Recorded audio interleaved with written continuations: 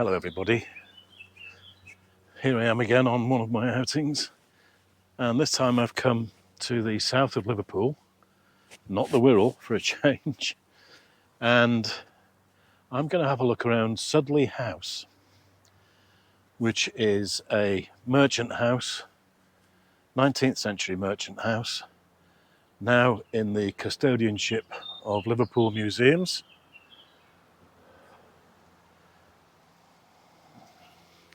And there it is behind me. So what have I brought with me equipment-wise? Well, yet again, travelling light. It's the way I prefer to work these days, but given my knowledge of the location and my hope that I was going to be able to photograph the interiors, I've come out with the Pen F, of course, as if you needed to guess, the 14mm Lumix 2.5 and the 6mm f2 Lauer.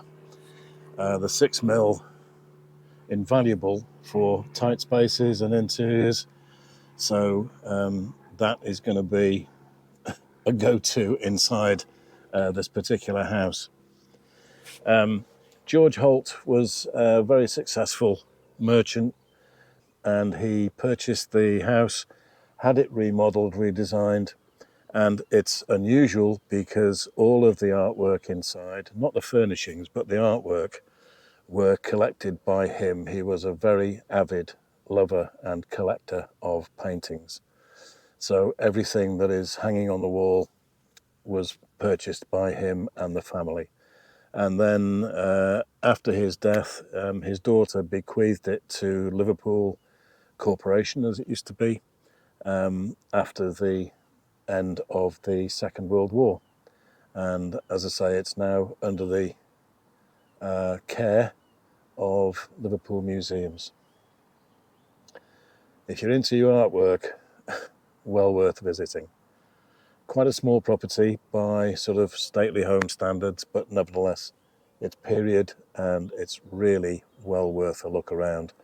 The grounds are fairly unkempt, sort of more or less open parkland, and now in the distance behind me, although you can't see it from here, is a very large sports field with a game of football going on now, I think, or rugger, I'm not sure. Something like that anyway. So we're going to take some shots inside and see what the results come out like. This is the original front entrance to the house. It's now referred to as the garden entrance, fairly obviously. But when George Holt, the gentleman merchant who bought the house in the 1820s, decided he wanted a grander entrance, he added a section on what you can see as the right-hand side, which became the new entrance and sweeping driveway approach. Okay, let's go inside and see what it's like in there.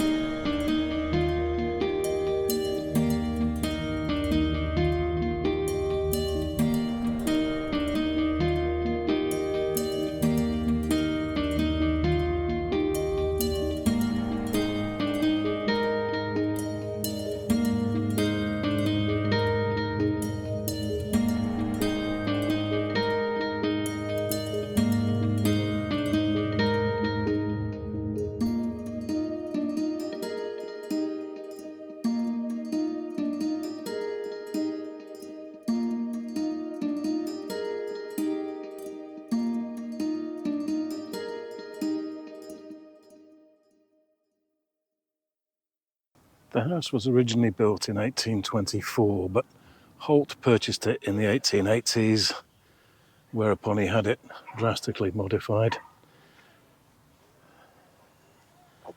And as I say, the works of art inside are some famous artists, by some famous artists, including Turner, Millet, Gainsborough.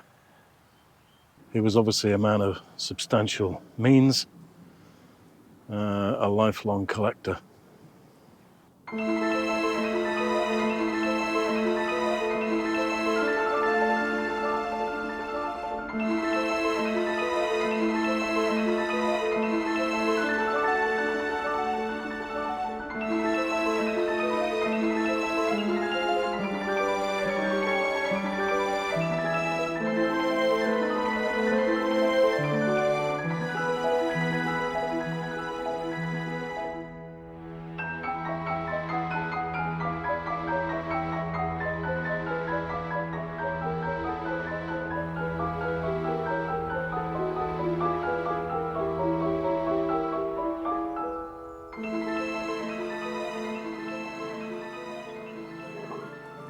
Well, we've had a look around the house and the grounds,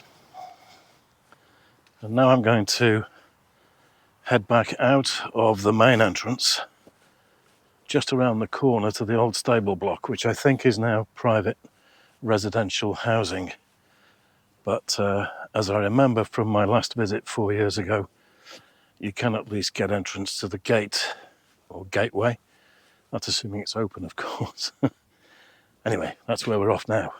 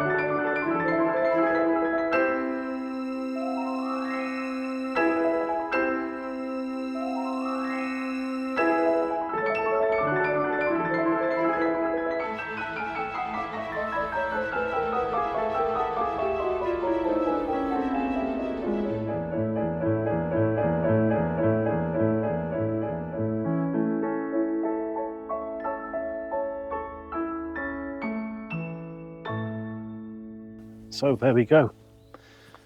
That's the stable block, which, yes, has been converted into private accommodation. Some interesting little details in there. Photographically, with houses like this, you have to take on board the fact that a lot of the artwork, the paintings, are going to be framed behind glass. So if you want to get some good record shots of them, you're going to have to angle the camera so that the reflected light bounces somewhere else apart from back into you. You don't want your own reflection in there. One of the visitors just going, if you can hear a car starting up.